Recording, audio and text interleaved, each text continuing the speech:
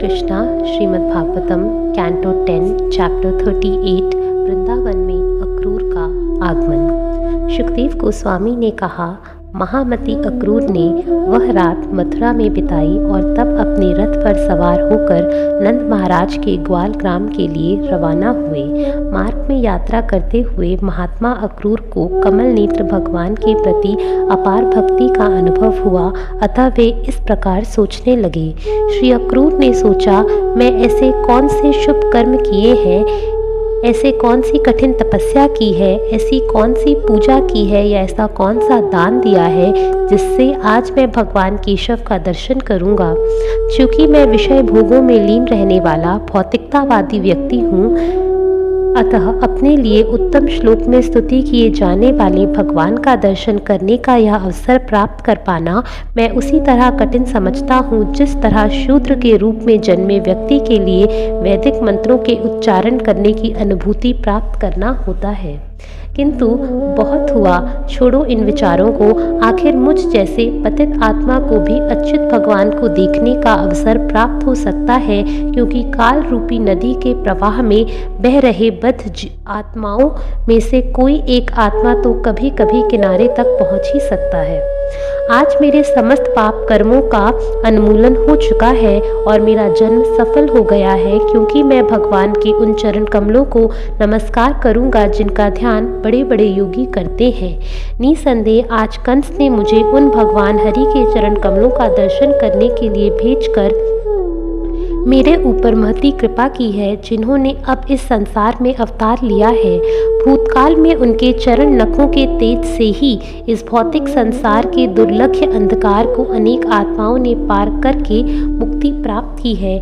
उन्हीं चरण कमलों की ब्रह्मा, शिव तथा अन्य सारे देवता, लक्ष्मी जी तथा बड़े बड़े मुनि और वैष्णव पूजा करते हैं। उन्हीं चरण कमलों से भगवान अपने संगियों सहित गौएं चराते समय जंगल में विचरण करते हैं और वे ही चरण गोपियों के स्तनों पर लगे कुमकुम से सने रहते हैं। अवश्य ही मैं भगवान मुकुंद के मुख को देखूंगा, क्योंकि अब हिरण मेरी दाईं ओर से निकल रहे हैं। वह मुख घुंघराले बालों से घिरा है और उनके आकर्षक गालों तथा नाक, उनकी मंद हास्युक्त चितवन तथा लाल कमल जैसी आंखें से शोभायमान है। मुझे समस्त सौंदर्य के आकार उन भगवान विष्णु के दर्शन होंगे, जिन्होंने पृथ्वी का भार उतारने के लिए स्वेच्छा से मनुष्य जैसा स्वरूप धारण किया है। इस तरह इसमें कोई संदेह नहीं कि मेरी आंखों को उनके अस्तित्व का फल प्राप्त हो जाएगा। वे भौतिक कार्य कारण के साक्षी हैं, फिर भी वे उनकी झूठी पहचान से अपने को सदैव पृथक रखते हैं। वे अपनी अंतरंगा शक्ति के द्वारा पृथकत्व तथा भ्रम के अंधकार को दूर करते हैं। जब वे अपनी भौतिक सृजन शक्ति पर दृष्टि डालते हैं तो इस जगत के जीव प्रकट होते हैं और ये जीव उन्हें अपनी प्राण वायु, इंद्रियों तथा बुद्धि कार्यों से अप्रत्यक्ष रूप से अनुभव करते हैं। भगवान के गुणों, कर्मों तथा अवतारों से सारे पाप नष्ट हो जाते हैं तथा उत्पन्न समस्त सौभाग्य एवं इन तीनों का वर्णन करने वाले शब्द संसार को जीवन दान देते हैं, उसे सुशोभित बनाते हैं और शुद्ध करते हैं। दूसरी ओर उनकी महिमा से विहीन शब्द शव की सजावट करने जैसे होते हैं। वे ही भगवान सात्वत वंश में प्रमुख देवताओं को प्रसन्न करने के लिए अवतरित हुए हैं, जो उनके द्वारा निर्मित धर्म के नियमों को धारण करने वाले हैं। वे वृंदावन में रहते हुए अपने यश का विस्तार करते हैं, जिसकी महिमा देवतागण गाकर करते हैं और जो सबों को मंगल प्रदान करने वाला है। आज मैं उन्हें अवश्य देखूंगा, जो कि महात्माओं के गंतव्य तथा आध्यात्मिक गुरु हैं। सभी नेत्रवानों को उनके दर्शन से हर्ष होता है, क्योंकि वे ब्रह्मांड के असली सौंदर्य हैं। निसंदेह उनका साकार रूप लक्ष्मी जी द्वारा अभिव्यस्त आश्रय है। अब मेरे जीवन के समस्त प्रभात शुभ बन चुके हैं। तब मैं तुरंत अपने रथ से नीचे उतर जाऊंगा और भगवान कृष्ण तथा भगवान बलराम दोनों के चरण कमलों को नमस्कार करूंगा। उनके पैर वही हैं जिन्हें आत्म साक्षात्कार के लिए प्रयत्नशील बड़े बड़े योगी अपने मन के भीतर धारण करते हैं। मैं दोनों के बाल मित्रों तथा वृंदावन के अन्य समस्त वासियों को भी अपना नमस्कार निवेदित करूंगा। और जब मैं उनके चरण कमलों पर गिर पड़ूंगा तो सर्वशक्तिमान प्रभु मेरे सिर पर अपना कर कमल रख देंगे। जो लोग काल रूपी शक्तिशाली सर्प से अत्यंत विचलित होकर उनकी शरण में जाते हैं, यह हाथ उनके सारे भय को दूर कर देता है। उस कमल सदृश हाथ को दान देकर पुरंद्र तथा बलि ने स्वर्ग के राजा इंद्र के पद को प्राप्त किया। और रास नृत्य की आनंद लीलाओं के समय जब भगवान ने गोपियों के पसीने को पोंछकर उनकी थकान दूर की तो उनके मुख स्पर्श से उस हाथ को मधुर फूल की तरह सुगंधित बना दिया। यद्यपि कंस ने मुझे यहाँ अपना दूत बनाकर भेजा है, किंतु अच्युत भगवान मुझे अपना शत्रु नहीं मानेंगे। आखिर सर्वज्ञ प्रभु इस भौतिक शरीर रूपी क्षेत्र के वास्तविक ज्ञाता है और वे अपनी पूर्ण दृष्टि से बद्धजीवों के हृदय के सारे प्रयासों को अंदर और बाहर से देखते हैं। इस तरह जब मैं हाथ जोड़कर उनके पैरों पर प्रणाम करने के लिए गिर कर पड़ा रहूँगा तो वे अपनी हंसी युक्त स्नेहमयी चितवन मुझ पर डालेंगे। तब मेरा सारा कलमश छूमंतर हो जाएगा। तब मेरे मन के सारे संशय दूर हो जाएंगे और मैं गहन आनंद का अनुभव करूंगा। मुझे अपने घनिष्ठ मित्र तथा संबंधी के रूप में पहचान कर कृष्ण अपनी विशाल भुजाओं से मुझे अपने गले लगा लेंगे, जिससे उसी क्षण मेरा शरीर पवित्र हो जाएगा और सकाम कर्मों से जनित मेरे भौतिक बंधन शून्य हो जाएंगे। सर्व सुविख्यात कृष्ण द्वारा गले लगाए जाने के बाद मैं उनके समक्ष विनम्र भाव से सिर झुकाकर तथा हाथ जोड़कर खड़ा रहूंगा और वे मुझसे कहेंगे, मेरे प्रिय अक्रूर, उसी क्षण मेरे जीवन का उद्देश्य सफल हो जाएगा।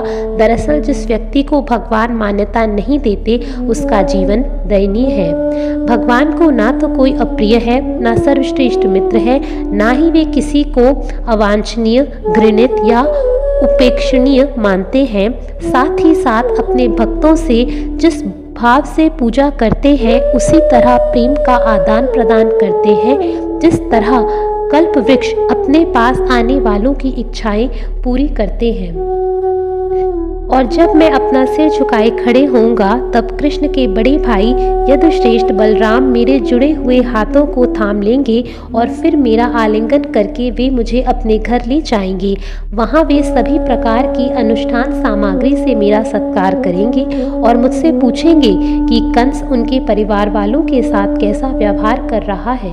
सुखदेव गोस्वामी ने आगे कहा, हे राजन, मार्ग पर जाते हुए अक्रूर कृष्ण के विषय में इस तरह गंभीरता पूर्वक ध्यान करते करते जब गोकुल पहुँचे तो सूर्यास्त होने को था।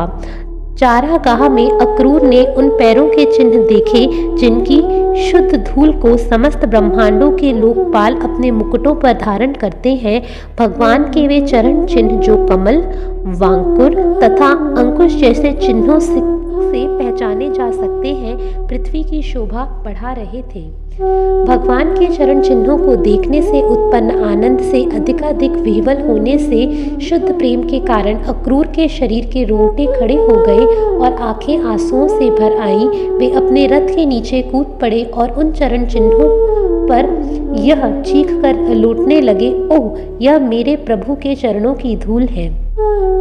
समस्त जीवधारियों का जीवन लक्ष्य यही आनंद है जिसे अक्रूर ने कंस का आदेश पाकर अपना सारा गर्व, भय तथा शोक त्याग कर अनुभव किया तथा अपने आप को भगवान कृष्ण का स्मरण दिलाने वाली वस्तुओं को देखने, सुनने एवं वर्णन करने में लीन कर दिया। तत्पश्चात अक्रूर ने व्रजग्राम में कृष्ण तथा बलराम को गौएं धोने के लिए जाते देखा। कृष्ण पीले वस्त्र पहने थे और बलराम नीले वस्त्र पहने थे। उनकी आंखें शरतकालीन कमलों के समान थीं। इन दोनों बलशाली भुजाओं वाले लक्ष्मी के आश्रयों में से एक का रंग गहरा नीला था और दूसरे का श्वेत था। ये दोनों ही समस्त व्यक्तियों में सर्वाधिक सुंदर थे। जब वे युवक हाथियों की सी चाल से अपनी दयामय मुस्कानों से निहारते चलते तो ये दोनों महापुरुष अपने पद चिन्हों से चारागाह को सुशोभित बनाते जाते।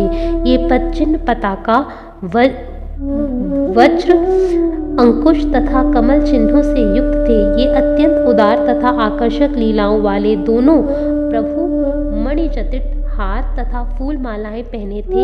इनके अंग शुभ सुगंधित द्रव्यों से लेपित थे। ये अभी अभी स्नान करके आए थे और निर्मल वस्त्र पहने हुए थे।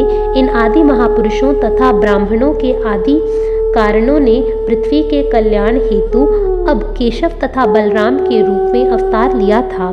हे राजा परीक्षित, वे दोनों दो स्वर्ण आभूषित पर्वतों के समान लग रहे थे, जिनमें एक पर्वत मरकतमणि का था और दूसरा चांदी का था, क्योंकि वे अपने तेज से सारी दिशाओं में आकाश के अंधकार को दूर कर रहे थे। स्नेह से अभिभूत अक्रूर तुरंत अपने रथ से नीचे कूदकर बलराम तथा कृष्ण के चरणों पर डंडे के समान गिर पड़े। भगवान के दर्शन की प्रसन्नता से अक्रूर की आंखों में आंसू आ गए और अंगों में आनंद का उभाड़ हो गया। उन्हें ऐसी उत्कंठा हुई कि हे राजन, वे अपने आप को वाणी द्वारा व्यक्त नहीं कर सके। अक्रूर को पहचान कर भगवान कृष्ण ने उन्हें रथ के चक्र से अंकित अपने हाथ से अपने निकट खींचा और तब उनका आलिंगन किया। कृष्ण को प्रसन्नता हुई, क्योंकि वे अपने शरणागत भक्तों के प्रति सदैव स्नेहिल रहते हैं। जब अक्रूर अपना सिर झुकाए खड़े थे तो भगवान संकर्षण बलराम ने उनके जुड़े हुए हाथ पकड़ लिए और तब वे कृष्ण सहित उन्हें अपने घर ले आए। अक्रूर से यह पूछने के बाद कि उनकी यात्रा सुखद तो रही, बलराम ने उन्हें बैठने के लिए श्रेष्ठ आसन दिया, शास्त्रोचित विधि से उनके पांव पखारे और आदर पूर्वक मधु मिश्रित दूध दिया। सर्वशक्तिमान भगवान बलराम ने अक्रूर को एक गाय भेंट की, उनकी थकान दूर करने के लिए उनके पांव दबाए और तब परम आदर तथा श्रद्धा के साथ भांति भांति के उत्तम स्वादों से युक्त और उचित विधि से पकाया भोजन खिलाया। जब अक्रूर भरपेट खा चुके तो धार्मिक कर्तव्यों के परम ज्ञाता भगवान बलराम ने उन्हें मुख को मीठा करने के लिए सुगंधित द्रव्य दिए और साथ ही सुगंधियां तथा फूल मालाएं भेंट की। इस प्रकार अक्रूर ने एक बार फिर परम आनंद प्राप्त किया। नंद महाराज ने अक्रूर से पूछा, ए दशार वंशज, इस निर्दयी कंस के जीवित होते हुए आप सभी किस तरह अपना पालन करते हैं? आप तो कसाई के संरक्षण में भीड़ जैसे हैं। उस क्रूर स्वार्थी कंस ने अपनी बिलखती हुई दुखित बहन की उपस्थिति में ही उसके बच्चों को मार डाला, तो फिर हम तुमसे, जो कि उनकी प्रजा हो, कुशलता के विषय में पूछ ही क्या सकते हैं। पूछताछ के इन सत्य तथा मधुर वचनों से नंद महाराज द्वारा सम्मानित होकर अक्रूर अपनी यात्रा की थकान भूल गए। हरे कृष्णा।